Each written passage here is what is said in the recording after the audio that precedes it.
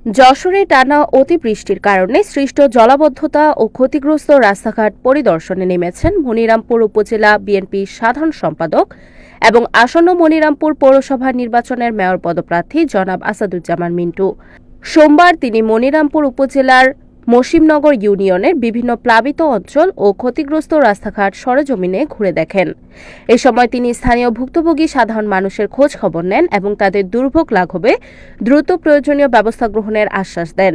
পরিদর্শনকালে এলাকার সাধারণ মানুষের উদ্দেশ্যে আসাদুজ্জামান মিন্টু বলেন, টানা অতিবৃষ্টির কারণে মসিমনগর ইউনিয়নের বেশ কিছু রাস্তাঘাট ও নিচু এলাকা ক্ষতিগ্রস্ত হয়েছে, যা মানুষের স্বাভাবিক জীবনযাত্রাকে ব্যাহত করছে।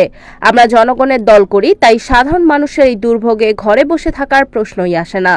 আমি প্রশাসনের দৃষ্টি আকর্ষণ করছি যেন দ্রুত এই ক্ষতিগ্রস্ত রাস্তাগুলো সংস্কার এবং জলাবদ্ধতা দূরীকরণে কার্যকর পদক্ষেপ নেওয়া হয়। জনগণের যে কোনো বিপদে আপদে আমি অতীতেও পাশে ছিলাম, বর্তমানেও আছি এবং ভবিষ্যতেও আপনাদের সেবক হয়ে আজীবন পাশে থাকব।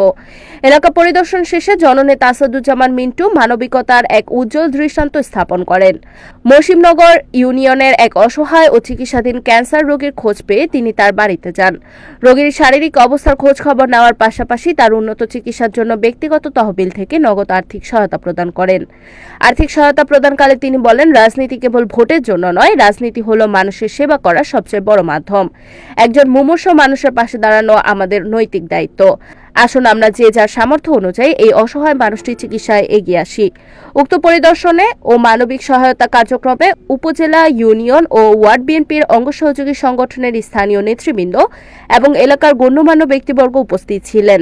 মিন্টুর এই আকস্মিক পরিদর্শন ও তাৎক্ষণিক মানবিক সহায়তার উদ্যোগে মসিমনগর ইউনিয়নের সাধারণ মানুষের মাঝে ব্যাপক প্রশংসা ও উদ্দীপনা দেখা গেছে।